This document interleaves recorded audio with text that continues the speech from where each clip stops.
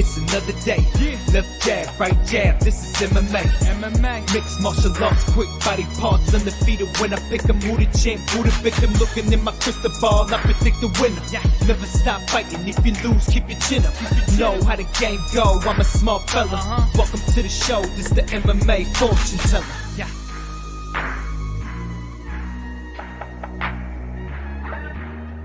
The MMA fortune teller. The teller. What's up, you guys? UFC Vegas 26. As of now, it looks like the main event is still going to be Michelle Waterson taking on Marina Rodriguez. There has been some rumors that things might be changed around.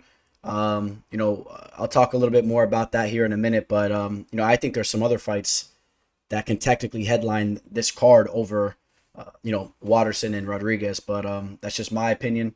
This fight doesn't have the biggest of names on it, but overall, it's not the worst card. I was teasing a little bit on Instagram, making some memes and whatnot, but overall, it's a solid card, I guess, man. The UFC, they're always doing their thing, so I'm excited for another night of fights. I do want to run you through some things here real quick before we get into this fight card. I am briefly going to talk about Bellator 258. I want to touch upon a few fights there. And, of course, I want to give you guys a quick recap of this past weekend. So, with no further ado, let's get right into it. Of course, we had UFC Vegas 25, Reyes versus Prochazka. This guy, I'm really going to have to get comfortable saying his name. But this guy, I feel like he's about to be a star in the game. I've been talking about him a lot since the fight. I think this guy is now the most entertaining fighter in the game. I really, truly believe that. I feel every time he steps in there, he's going to be bringing that same energy. You could just feel it. And we'll get to that fight here in a second. In the first fight, we had Philipe Coleres, the dog right there. I told you Philipe was going to bring the fight, and Luke Sanders is a guy that drops the ball a lot. That's why I was on Philipe there. And real quick, this was almost a perfect night for me here. I'll get into every fight and exactly how things shook up, but this was almost a perfect night here. Andreas Michailidis. You guys know I am of Greek descent, man, so I was really rooting on my Greek brother there. I've had the pleasure of speaking with him a few times. This is a guy that, I'll definitely have an interview out there for you guys eventually.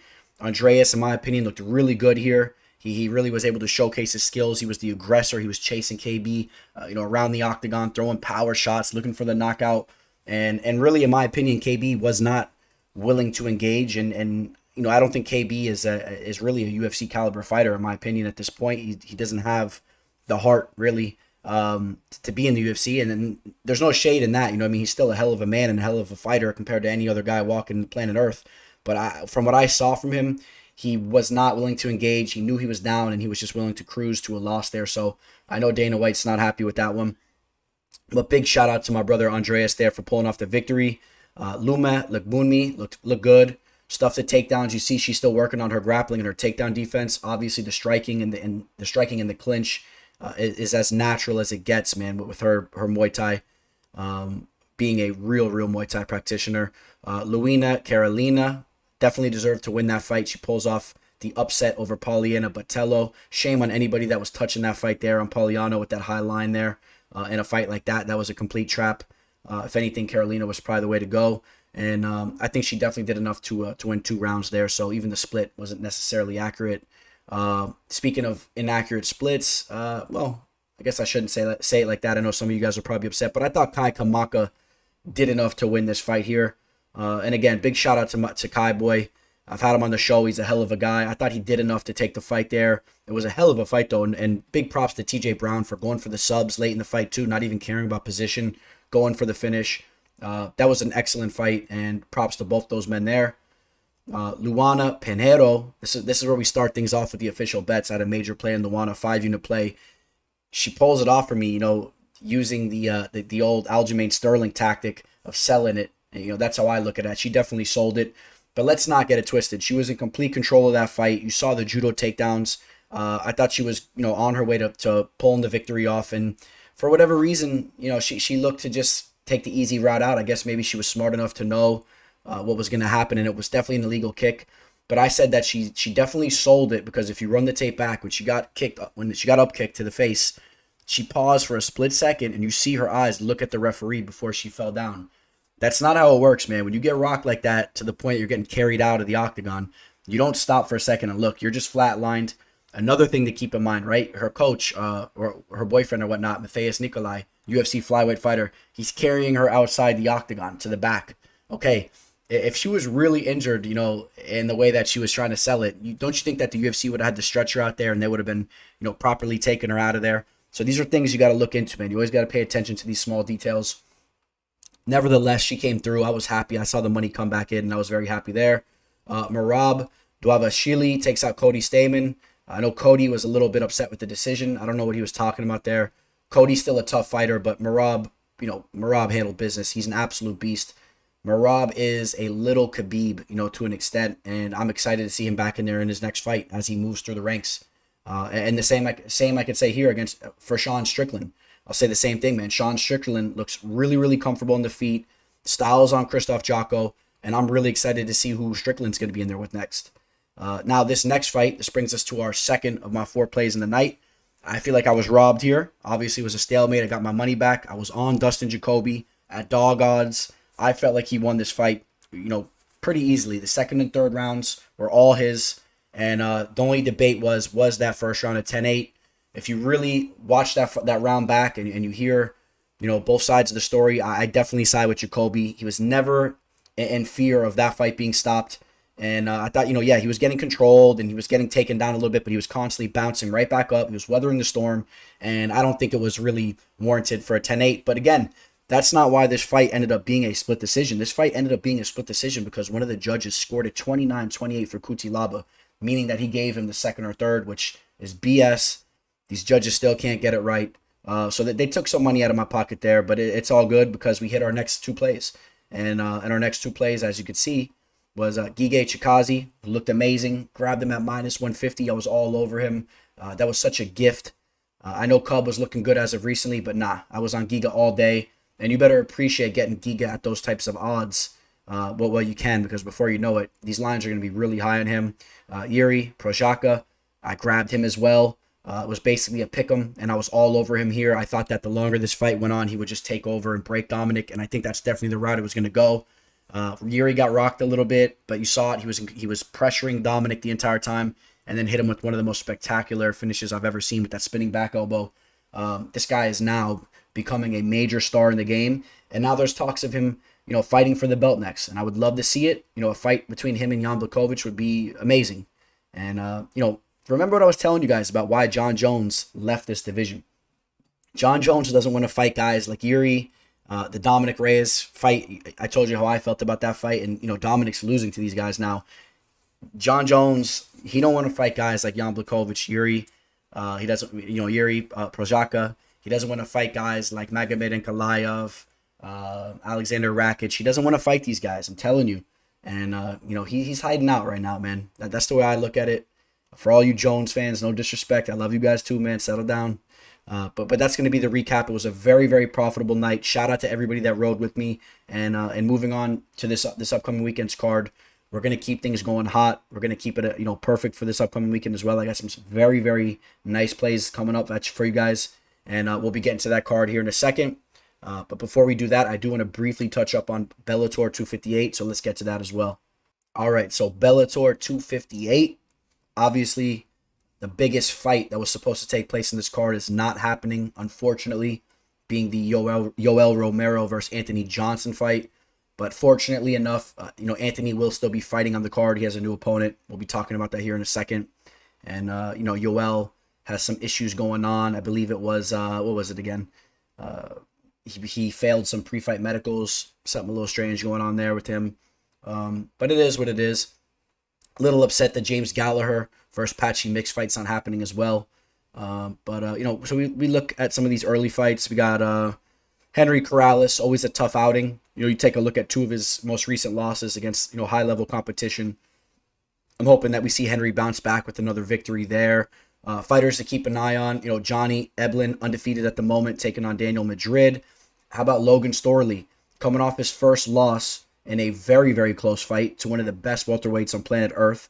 we've had the pleasure of having Logan on MMA Live Discussion. He's one of the best wrestlers to come into MMA. I think he's going to handle Omar Hussein in a great way. I think he probably gets a finish there. I think he dominates with the grappling. Patchy Mix, we talked about how Gallagher is off the card. Now he's taking on Albert Morales, ex-UFC fighter, ex-Dana White's Contender Series veteran as well. He fought on the show, I believe. And Patchy Mix should handle business there. I do think he handles business. Lorenz Larkin taking on Rafael Carvalho. It's a good middleweight fight right there. Should be a good striking affair. Michael Venom Page taking on Derek Anderson. Derek Anderson's a tough outing. Not a lot of people give him the praise and the notoriety that maybe he should get. Of course, Michael Page, he does get that. One of the more flashy strikers in the game. Excited for the Patricky Pitbull fight. Excuse me. I got Michael Page to win that fight. I will say that, but I think that Derek is a tough customer. Keep an eye on this fight. Patricky Pitbull taking on Peter Queally. Peter being one of the up-and-coming Irish fighters that's been trying to make a name for himself. Seems to be a very tough dude who's been working on his overall game. But I'm definitely rolling with Patricky there. You guys know I'm very high in the Pitbull brothers, and I think Patricky should be a step ahead there. Anthony Johnson against his new opponent, Jose Augusto Azevedo. Jose Augusto just had a victory not too long ago. Fought in April. Got a nice little victory there on a Bellator card. So, he's a little bit, more warmed up. He's been a little bit more active. Of course, Anthony Johnson hasn't fought in a long time. But, I bumped into Anthony, a while, not too long ago, I should say, since he's been retired. He's in phenomenal shape. You're going to see when he steps in there, he's going to be in phenomenal shape. The power is going to be right there. It wouldn't have gone anywhere. And I wouldn't be surprised if we see Anthony Johnson get a first-round knockout. I just think that he's a beast of a man. Maybe if this fight goes into the later rounds, maybe there's some ring rust there, some cage rust. But I don't really think we're going to see that. I think Anthony Johnson gets the victory, and we'll see how things go, moving forward for him. You got to appreciate his mindset. If you heard what he's been saying, when he heard that Yoel couldn't make the fight, he still wanted to fight on this card regardless, and you got to like the mindset. He's ready to get back in there. He's ready to step back into action. Then in the main event, we got Juan Archuleta taking on Sergio Pettis. I like Juan Archuleta here. I think Juan Archuleta is one of the more underrated fighters in the game. He's extremely well-rounded, a very, very tough fighter. And, you take a look at his one loss, right? He lost to, Patricio, right? Lost to Patricio Pitbull back in 2019. Bounced back with 2 nice victories. And the Patchy Mix was a good victory. Patchy is a very, very tough up-and-coming fighter. I mean, he has some big names on his resume. Eduardo Dantes, Ricky Bandejas, Mark Tricky Dickman. I mean, this guy, he's been handling business for a long time. Sergio Pettis, one of the Pettis brothers. Sergio is a guy that, loves to sit on his back foot, pump the jab. Throws very nice, clean, straight jabs and straight punches. He likes to outpoint his opponents there and get decision victories. Never really looking for the kill, in my opinion. And I do believe that Sergio is a guy that can be bullied. If you bring the fight to him, I think you could take it from him. And I think that Ricky Bandejas made a mistake in their last fight by really not pushing the pace a little bit more. And I think that Juan Archuleta, he'll be a little bit of a different case here for Sergio. I expect Juan Archuleta to go in there expecting to win and go out there and take this fight from Sergio. So I am on Juan Archuleta. Juan is, the slight favorite here as of right now. And it says minus 165 here. We'll take a look at the live line. Just want to double check that. Yeah, we're still right around minus 160. And I think Archuleta is the warranted favorite there. I'm excited for this Bellator card here. I'm excited. I'll be definitely tuned into it. If you guys want to keep up with me for the card, I'll be on Instagram, MMA Fortune Teller _. I'll have the stories going. Shoot me a DM. Let me know what you guys think of the fights. And that's the quick prediction for the Bellator event that's taking place this weekend. And with no further ado, let's get into this upcoming UFC card, UFC Vegas 26. All right, so this card actually has some intriguing matchups, and particularly right at the beginning of this fight card. Mike Trizano taking on Ľudovít Klein. This is a fight I'm very excited for. It's a featherweight bout. You guys know I've had the pleasure of speaking with Mike Trizano, ex-Ultimate Fighter contestant, a guy that made it right to the end of the show. A guy that's very well-rounded. He trains up there in the Northeast with, I believe he trains with Tiger Schulman's. Tiger Schulman is one of the original camps, up there, one of the bigger camps up in the Northeast, part of the country. And I think that Mike Trizano is a very solid fighter. He was undefeated up until his last fight where he lost to Grant Dawson. Grant Dawson, you guys know, one of the top up-and-coming fighters in the game. No shame in that loss. The only issue that he has now is that he has a guy in front of him that's going to be on that same type of level. I'm a big believer in this guy, Ľudovít Klein. For those of you guys that remember, he was an official play of mine in his last fight where he came out, got the early knockout against the New Zealander. If that's even how you say that, the New Zealander. I hope I hit that right. But, went out there and knocked out Shane Yong. And, there's a reason why they call this guy Mr. Highlight. This guy is a knockout artist. He comes in phenomenal shape. Not only does he have the knockout power and the finishing power in the feet, he is well-rounded. He has good takedown defense from what I've seen on him. He's 17-2 as a pro now. A lot more experience than Mike Trizano. And as much as I like Mikey, me and him, like I said, man, we talked, and he was one of my more pleasurable guests that I've had on the show. I can't pick Trizano to win this fight here. The line is right around minus 245 on Klein. It's a little high, but I think that Klein gets this fight done. I think he's just going to be a little bit too explosive and just, too solid on the feet where I think he keeps this fight. I don't think Trizano can exploit the ground game, and I just think that Klein's going to be a little bit more of the polished striker, and I think that he gets the job done here. And keep an eye on this guy Klein. This is a guy that we'll be paying attention to, moving forward with his next fights as he moves through the ranks. All right, and speaking of guys that we want to keep an eye on, Tafon and Nchukwi taking on Jun Young Park. Of course, I am talking about Tafon. This guy really made a name for himself on Dana White's Contender Series, had a nasty head kick knockout. He's a very, physically built man. These guys comes in phenomenal shape. He's very technical with his striking though too. He has a kickboxing background. Another tough African fighter. So it's intriguing, man, to see him step in here, taking on the guy in Jun Young Park, who's absolutely no slouch and has some very good boxing. Jun Young Park has some solid boxing. We've seen him go in there, style on guys like Marc-Andre Belleroute, John Phillips. In his last fight, looked good against him. Had a loss against Anthony Hernandez. That fight took place, I believe, in Korea. And, Young Park looked good in the beginning of that fight. He actually was taking control of the beginning of that fight. I had an official play on Anthony Hernandez, and I was sweating. At one point in time, I was like, this is going to be a losing ticket. But Young Park kind of dropped the ball there, and he ended up getting, I think he got hurt in the feet, and then he ended up getting subbed, right, with the Anaconda choke. So, kind of dropped the ball in that fight. I don't expect any Anaconda chokes to happen in this fight. I think this is going to be a striking battle where I just think that Tafon and Nchukwi is going to be the better striker. I think you'll have way more power than Park. I just think that he's a guy that has more potential. And even though he's going to have, less than 1/3 of the professional experience, I don't think it's going to matter. I know he's had a lot of time with the striking, a lot of experience there, and I think he keeps this fight standing, where he'll have a 4-inch reach advantage. He'll be a little bit of the bigger man in there, and I think that Nchukwi handles business. It says minus 170 right now, but let's take a look at the live line. I do believe there's been some money coming in on Park, and it most definitely has. Park now is right around a plus 115, plus 110, and Tafon is only a minus 135 right now. So money coming in on Park. I'm still riding with Tafon here, the Don. I think he gets the job done, and that's another fight that's, I guess it's decently interesting. Maybe I was being a little bit hard on this card with the meme. If you guys know what I'm talking about, go check the meme out I put out there. Thought it was pretty funny. MMA Fortune Teller _ on Instagram. All right, we got Christian Aguilera taking on Charleston Harris. This guy Charleston, the Guyanese fighter who now lives and trains in Brazil, has a lot of experience against Brazilian fighters. He's over there in the Brazilian fight scene. Charleston. So if you guys aren't familiar with this guy, I've been breaking down tape on him. This is a guy that really likes to close the distance, get a hold of you, try to drag you down to the mat, try to pull off a sub on you. Just try to kind of grind you out, control you there.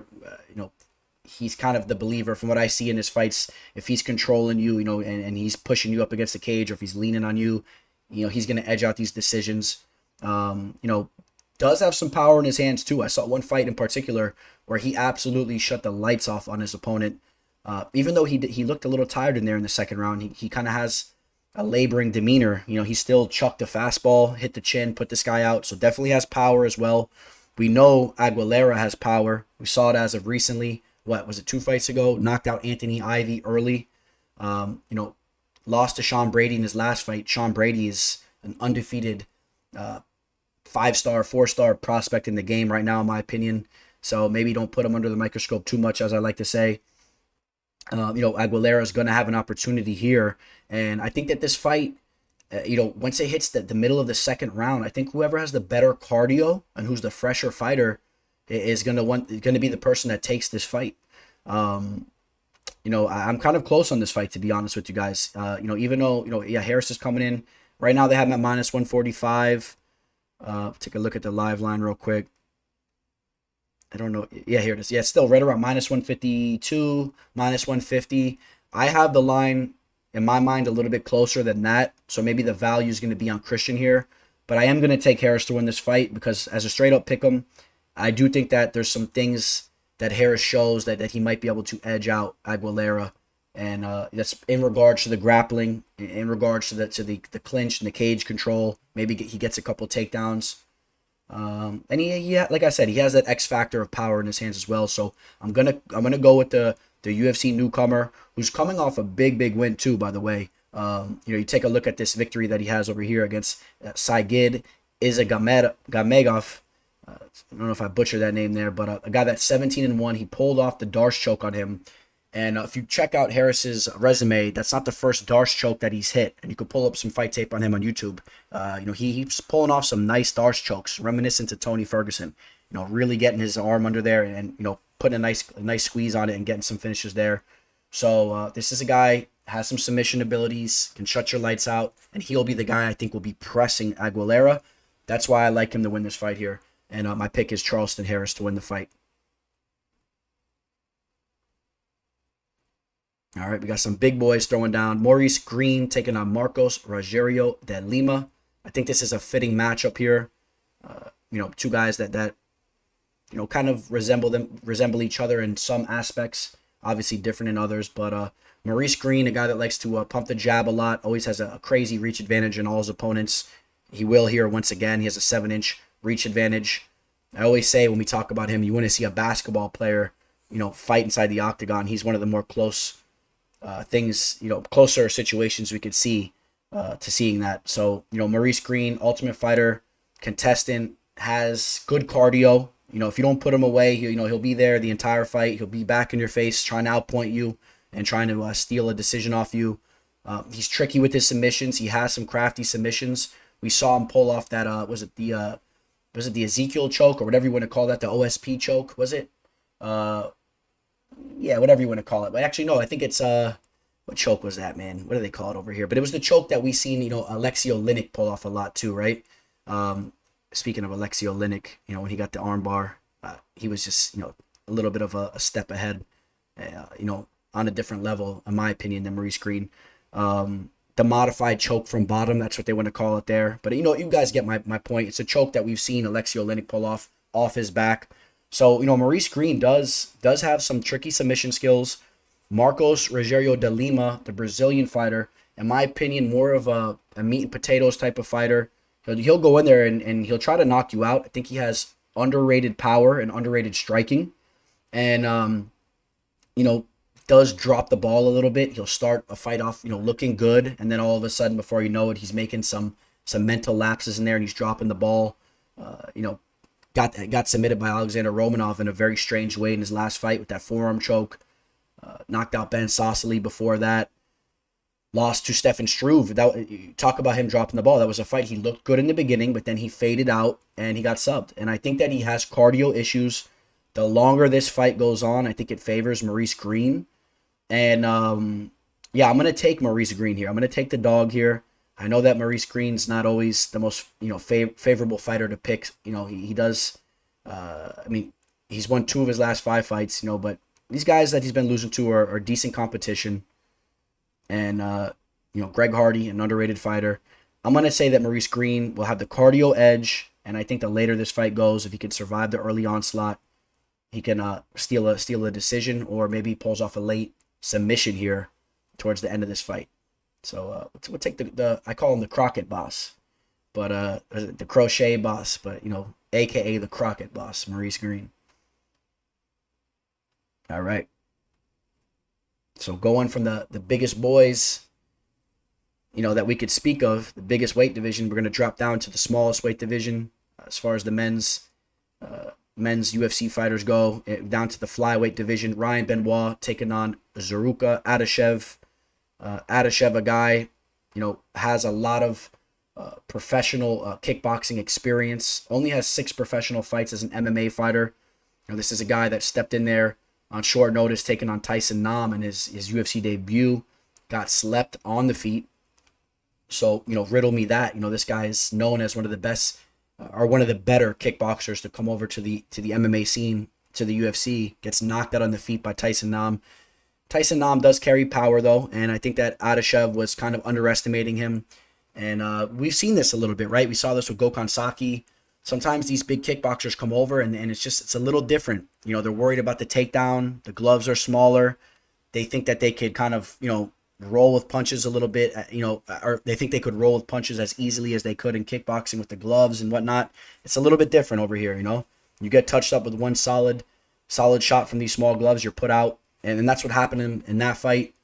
In his last fight, he lost to Su Madarji, the tough Chinese fighter who was a skilled fighter there. He was really, really outsized in that fight. If you guys remember, it was almost a joke. I don't even remember the last time we've seen two guys that just looked to be so different in size. Now he's taking on Ryan Benoit. These guys are similar in height, 5'5". Benoit will have a 3.5-inch reach advantage. Benoit is a well-rounded fighter. He has grappling, submission skills that he brings to the table. He can strike as well. 10-7, but I don't know if that really describes him as much as you would think. I do think he's a formidable opponent here. I'm gonna go with Ryan Benoit. Even though coming off losses to Tim Elliott, Healy Alatang, tough guy, right? Who's been doing his thing now. The Mongolian fighter that was a split decision loss. Before that, he had a win against Ashkan Mokhtarian. Split decision loss to Brandon Moreno, a guy that's fighting for the belt again, top of the division. So let's not put him under the fire too much. Adashev hasn't shown us anything at this point that we should really be, too concerned of. So we'll take Benoit here. That's the way I'm going. And Benoit is a slight favorite, very slight favorite, and I like him to win the fight.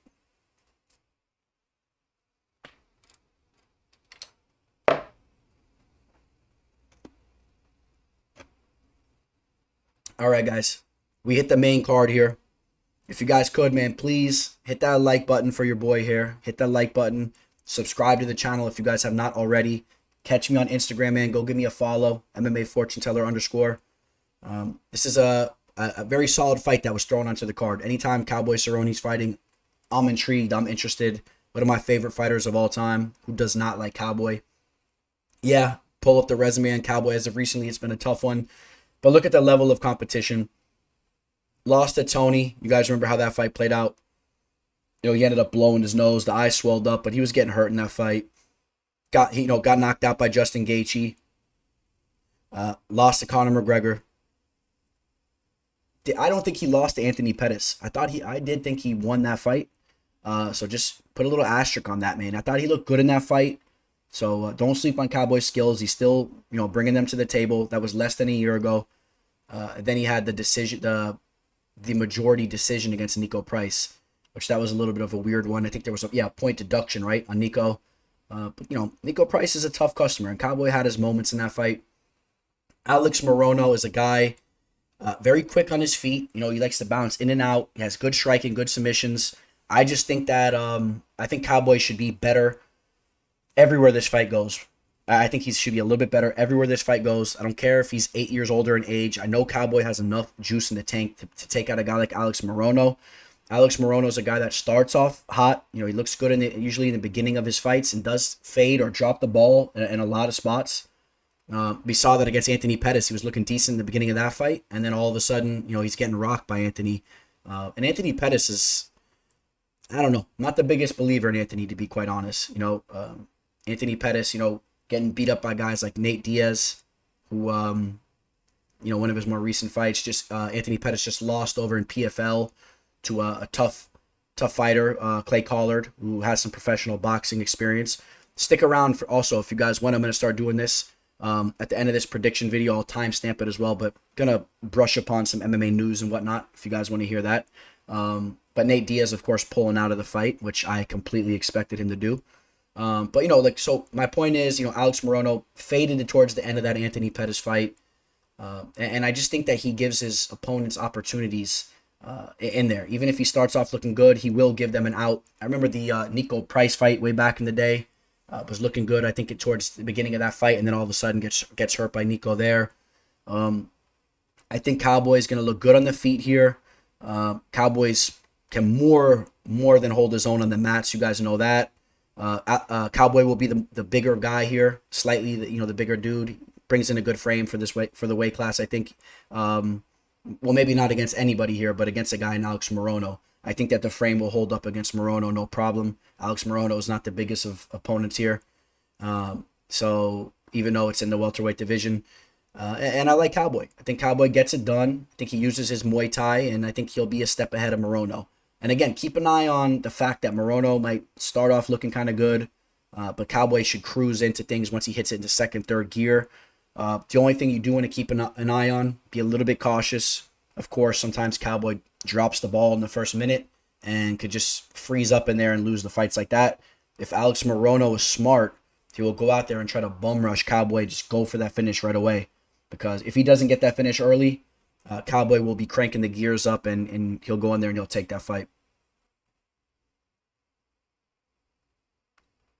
All right, we got Phil Hawes taking on Kyle Daukaus. Of course, Kyle Daukaus, a guy that I've had on the show, a guy that's a very talented fighter, a very talented grappler. He's been working on his striking.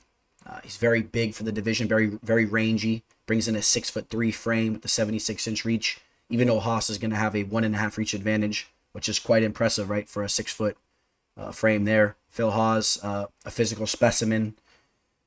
Training over there with Hard Knocks 365 and those boys. I think he trains over at Sanford MMA as well, I believe. Has been bouncing around. Phil Hawes, I won't get into all the details again, but you guys kind of get the gist of Phil Hawes. He's had some opportunities. He's dropped the ball. He's been knocked out in a devastating manner a couple times.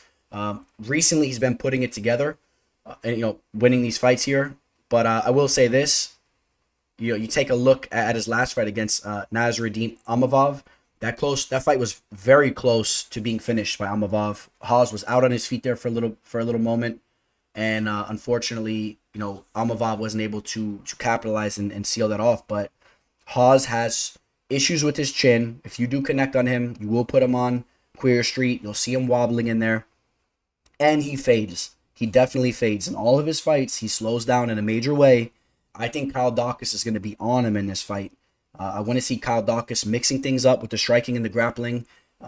Making Hawes, constantly thinking there, making him work. And I want to see Hawes start to gas out, where I think Daukaus will really, have some opportunities to finish this fight. Not only get the victory, but finish this fight. That being said, when Hawes puts it together, he is a freak athlete, has crazy power.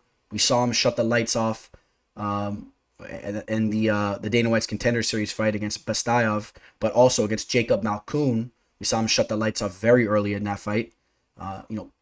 There's no stopping Phil Hawes if he goes out there early and he lands the right shot. I think Kyle Daukaus will be able to avoid that. I think he's very crafty in there, has a very high fighter IQ. And I want to see him using the grappling and wearing Phil Hawes out, where he'll take over this fight in the later rounds. And as always, big shout out to my boys, the Daukaus brothers, Chris and Kyle. Good dudes that have been doing their thing. And I think Kyle gets his hand raised once again.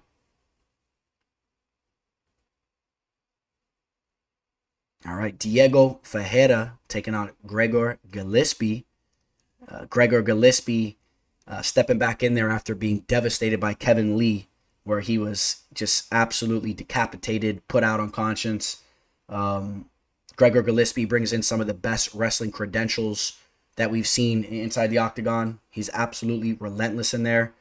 And when he gets a hold of these guys and actually lets the fight play out, it really, really favors him, because he'll get those takedowns and he will control you. which is why the Kevin Lee fight was so disappointing, because if he would have just weathered the storm, clinched up a little bit, I think that he would have started to take over that fight. We've seen Kevin Lee kind of slow down too as fights go on. And I remember watching that fight being very disappointed in his strategy there, just completely trying to engage in a boxing and striking battle. Kind of fell in love with his boxing. And that's what his striking is, in my opinion. He's a guy that really focuses in on his hands, and he's not so diverse in the feet, and he leaves his chin up there. And I would not be surprised if Diego Ferreira catches him, if he's going to sit there and play that game with him. Diego Ferreira is an extremely well-rounded fighter who's been going in there getting his hand raised time after time. Let's not be too harsh on him just because he's coming off a split decision loss against Beneil Dariush, who's he's about to have a fight with Tony Ferguson. He's creeping towards the top of the division. Ferreira is a guy that is very, very skilled. You take a look at his 3 losses. Losses to guys like Dustin Poirier, Dariush and whatnot. So I'm a big fan of Ferreira. I think he's extremely talented. 36 years old. He needs to bounce back with a W here. The clock is ticking. He'll have a 3-inch reach advantage here, 2-inch height advantage. He is a little bit more of the naturally bigger man. But you know what? This fight's going to come down. It's going to come down to those grappling exchanges. It's going to come down to the point. Can Gillespie weather the early storm? Can he get a hold of Ferreira consistently, get a hold of him and get those takedowns and control him there? Ferreira will be dangerous on the mat as well, so keep an eye on the jiu-jitsu there as well. But I'm going to slightly edge Gillespie to win this fight. And the reason why I got to stick with him is, again, I'm not going to completely forget about the tools he brings into the octagon just based off that knockout to Kevin Lee. I've been watching Gillespie for a long time, and his grappling and his pace have been very, very impressive to me at times. And I'm going to side a little bit more with the fact if he can be a little bit more cautious in there, avoid the knockout, and just grind Ferreira. But I would not be surprised in the least bit if Diego pushes the pace on him and puts him in some dangerous positions. So if you guys catch my gist, I think the line is a little off. I think there's more value on Ferreira, but I am slightly edging Gregor to win this fight. All right, we got a good fight here taking place in the welterweight division. Neal Magny taking on Geoff Neal. Of course, Magny coming off that tough outing against Michael Chiesa, where Chiesa just absolutely ragdolled him in there. Neal Magny is a guy that's been around the block for a long time, an excellent grappler in his own right, a guy that has a very big frame for the division. He'll be coming in with a 5-inch reach advantage, a 4-inch height advantage, and this is a guy that can really, really drain you in there. If your cardio's not up to par, Magny's going to be all over you. It's kind of funny because we're talking about what he brings to the table, and even though Chiesa just did that to him, right? But, Chiesa is very special in his own right. And it looks like Usman's trying to push for that Chiesa fight because he doesn't want that Colby Covington smoke. But that's a whole nother issue. Comment below. Who do you guys want to see Usman fight next? Should he be fighting Colby or should he be fighting Michael Chiesa? I think Colby's more than deserving of a rematch there. Those are the 2 best welterweights in the world. I want to see that fight take place. But back to this fight. Chiesa really dominated Neal there. I think Neal's going to be very motivated for this fight. He's going to be looking to bounce back with a W here. His only issue is that Geoff Neal is a very, very talented fighter. Even though Geoff's coming off his own loss against Stephen Thompson, one of the most underrated fighters in the game. I don't know why everybody's still sleeping on Stephen Thompson. You think about what Stephen Thompson brings to the table, man. This guy goes in there and absolutely styles on some of the best fighters in the game. Jorge Masvidal, Geoff Neal, Vincent Luque, some of these top fighters. He goes in there and styles on them. I'm sure I'm even missing a bunch of other names that he does that too, but you guys get what I'm saying. And so the point I'm making too is don't put him under the microscope too much, as I like to say. Stephen Thompson's a very, very high caliber striker. Geoff Neal is just not as polished on the feet as a guy like Thompson, but Neal is a dangerous striker. He can knock anybody out in the division. We've seen him hurt Mike Perry on the feet, and you guys know, love him or hate him, Perry has the chin of an ox. Geoff Neal, he'll whip a head kick up at you. Nasty hands.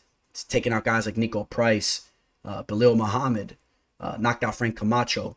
So Geoff Neal's no joke. Training out of Fortis MMA. This is an excellent matchup of 2 top camps, right? Elevation Fight Team versus Fortis MMA. 2 very skilled fighters throwing down here. I think the line may be slightly off. Maybe some value on Magny. I don't know. I like Geoff Neal here. Not sure if I'm crazy about a -200 type of line, but I like Geoff Neal to bounce back with the victory here. And, Geoff Neal at only 30 years old, he can still make some corrections and he can still clean up his game a little bit more. And I expect him to bounce back with the victory here. Maybe he gets a knockout. We've seen him go in there and do that time and time again, so don't be surprised if that happens. Amanda Ribas taking on Angela Hill. It's a pretty good fight, I guess, huh? Amanda Ribas, a girl that made one mistake in her last fight, and it cost her big time. Lost to Marina Rodriguez, got finished there. That was a fight that she had a clear advantage with the grappling. You saw it in the first round. She was able to take down Marina. And that was a fight that I really feel that she left on the table. I'm sure she was and still is very upset about how that played out. And I'm sure she's learned from it. Now she's fighting a girl named Angela Hill, another girl that's going to want to strike with her and try to keep this fight on the feet. Angela Hill is a very talented fighter for the division. She's been on the losing end of a lot of split decisions. And if you want to talk about, a record that does not explain what the fighter is, 13-9 is on Angela Hill is one of the most perfect examples of that. Angela Hill is a much, much better fighter than 13-9. And again, she could have won, a lot of these fights, against the Waterson, against Claudia Gadelha. I mean, these are fights that were on the table. We could be talking about what? We could be talking about, a five fight winning streak right now. And taking out girls like Lima, Lugbuni, Ariane Cornellosi, who looked good in her last fight. Waterson, Gadelha. Oh, excuse me. Let's not forget about the Ashley Yoder fight. Yeah, so we could be talking about a 6-fight win streak right now if it wasn't for very, very close calls and fights that I'm sure a lot of you had her winning. So, let's pretend Angela Hill's on a 6-fight winning streak right now. This is a big fight right now, taking on a girl named Amanda Ribas, who, yes, did just get knocked out, but it's definitely still one of the premier talents in the division. Ribas is extremely well-rounded as well. She could strike as well. I want to see Ribas use the grappling, though. I want to see her try to drag Angela Hill down to the mat, where I think she'll have a clear advantage and she can make this fight play out a little bit more easily than the alternate route. And that's why I'm gonna pick Ribas here to win this fight. But of course, without a doubt, Angela Hill is always in any fight in this division. She's always there, and she can make it a close one. Amanda Ribas, training at American Top Team. She's been known, to be seen around the way at the local Walmart, or, around my way. Had some buddies that bumped into her. So just a regular cool little chick, you know what I mean? Just grinding it out, sharpening up her game, and could be a star in the making. Obviously, like I said, that loss to Marina Rodriguez really kind of pumped the brakes on all that. So hopefully she gets things going again, because she has a lot of potential. -170 right now on her. She's a slight favorite. Don't be surprised if Angela Hill keeps this fight close. Angela Hill is a girl that has had her fight game really, really blossom as she's got older. She's gotten to the game late. She's 36 years old, but she's probably just hitting her prime right now. But I like Amanda Ribas to win this fight. The grappling will be the X factor.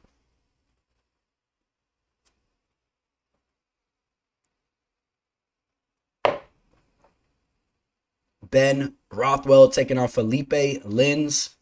Big Ben still hanging around, doing his thing. Had some issues with some drug tests and whatnot, right? Had a little suspension, coming after a time where he was really looking good, right? He was putting things together for some time, so whatever he was doing was definitely helping him out. But Big Ben, a legend of the game, a guy that used to fight in the IFL. He's been around forever. He's a big boy. Was not really impressed with him in his last outing where he completely gassed out against Marcin Tybura. Is he going to gas out here again? And will Philipe Lins start to tee off on him in the second and third rounds like we just saw? Ben Rothwell, will he grab a hold of Philipe and use some grappling, this time? We've seen him do that in the past. He has some underrated submission skills. This is a tricky fight here. And if you look at the line, it's very fitting. This is a very, very close fight. There's a lot of X factors. Who's to say exactly how this fight's going to play out?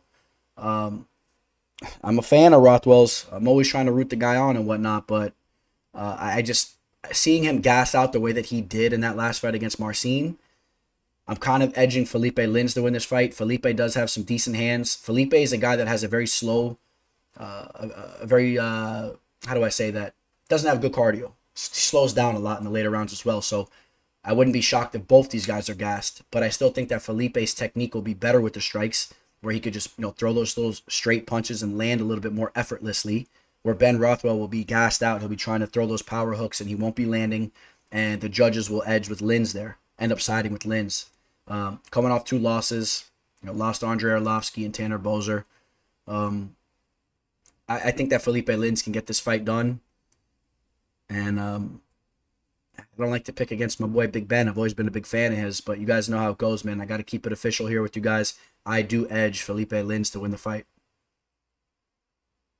All right, this brings us to our... Let me see how does Tapology word that? Our unconfirmed rumor main event. Marina Rodriguez taking on Michelle Waterson, the Karate Hottie. The Karate Hottie will be coming into this fight as a dog. Marina Rodriguez coming off a spectacular finish against Amanda Ribas. We just talked about that here a little bit ago. Rodriguez is a nasty striker. She did drop the ball against Carla Esparza in that fight where she lost a split decision, where she couldn't stuff the takedowns, especially late in that fight. I think Michelle Waterson is going to want to mix in some takedowns here and try to exploit a little bit of Marina Rodriguez's takedown defense. In the first round against Amanda Ribas, we saw, Amanda Ribas take down Marina Rodriguez as well. So keep that in mind. I don't think it's a smart idea for Michelle Waterson to just sit there and try to strike with her for 5 rounds because I do think that she will come out on the losing end if that's the case. We've seen Michelle Waterson get tagged up and hurt in some of her fights as of recently. Although, yes, she's put off a lot of damage as well. But, we've seen her get landed on a lot. And I don't see any reason why Marina Rodriguez can't step in there and do a lot of that herself. And in fact, I could see her really hurting the Karate Hottie on the feet. But no shade on Waterson as well. Michelle Waterson is a very well-rounded, very, very skilled opponent, a very professional opponent as well. She can hang around with the best of them. She'll have a 3-inch reach advantage and a 3-inch height disadvantage here. So a little bit of the smaller fighter here. And again, I want to see Michelle Waterson mix in some clinch and takedown attempts in this fight here. She cannot just sit there and try to use her karate style, I don't believe, to pull this fight off. And again, yes, she could hold her own on the feet. She's not a bad striker, of course, but I think Marina Rodriguez will have a clear advantage there. I want to see Waterson show some of the skills that she's learned throughout the years. She's a very, very well-rounded fighter. Or I believe she's an underrated fighter in regards to her overall game. She has some takedown abilities. I want to see her get on top. And I know a lot of you guys are excited to see her in there throwing down. At least some of you guys have been telling me, right? When I was putting out my meme, you guys said, what are you talking about? We get to see the Karate Hottie in there with all that going on. So I got Marina Rodriguez to win this fight. She's coming off a big knockout victory. I know she's constantly working on her takedown defense. That's the one hole in her game. I think she cleans it up enough that she goes in there and she takes out a girl, Michelle Waterson, who just pulled off that split decision win against Angela Hill. But if that didn't go her way, she had 3 losses in a row and some tough fights for her. So she's a plus 160 dog. Maybe some of you guys are feeling some value there. I like Marina Rodriguez to win this fight. Again, though, watch the takedowns. That's going to be the X factor in this fight. All right, guys. So as promised, before I get in this, I just want to touch upon a few little things with some MMA news. I'll throw that in here every time from now on, moving forward. And again, though, if you guys could, man, hit that subscribe button. Like this video for your boy. Catch me on all my social media platforms. You guys see them listed below. Please do help out and support the cause. If you guys want to work with me on my official plays, we're coming off a perfect 4 for 4 this past weekend. Technically, it's 3 for 3, but I'm going for 4 for 4. I was robbed on that draw. So if you guys want to work together, man, reach out to me. You could also catch me on my email, MMAfortuneteller@gmail.com. Definitely want to touch upon this BKFC 18 card. You guys will be hearing a lot more from me about this fight card here. I'm very excited for all 4 of these fights here, man. And if you guys don't know, let's see if they list them again. But we're gonna have Thiago Alves taking on the man with the fastest knockout in combat sports history, and Yuli Diaz. I believe his name is Yuli, the monster. What else we got? We got Joey Beltran taking on Sam Shoemaker. Sam Shoemaker is a real OG bare knuckle fighter, man. This guy's an authentic bare knuckle fighter. And what else we got? We got Hector Lombard. Who's he taking on? I believe Hector is taking on Joe Riggs, is it? Joe Riggs, ex-UFC fighter. You know, a very, very skilled fighter. I believe they're going to be matched up. And then in my most intriguing matchup on this card, we got Tyler Goodjohn taking on Luis Palomino. Bad blood there. I'm very excited for this card. And like I said, you'll be hearing a lot more from me in regards to that very, very stacked card there. Shevchenko on a Nunez trilogy. She feels is going to happen. I hope that does happen. I don't know how you guys feel about that. I want to see that fight ran back. You guys know how I felt about the first two of them. What else we got?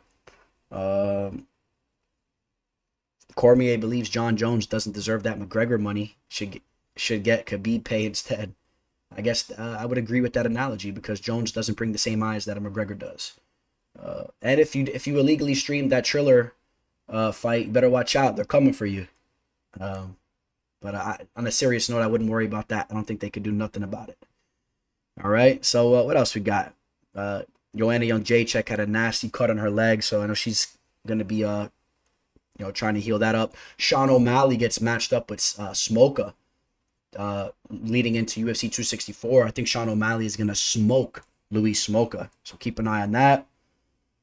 Yeah, man, and just some little things we'll brush upon, and like I said, I'll just throw this in at the end of each of these fight cards. No other real major news as of recently.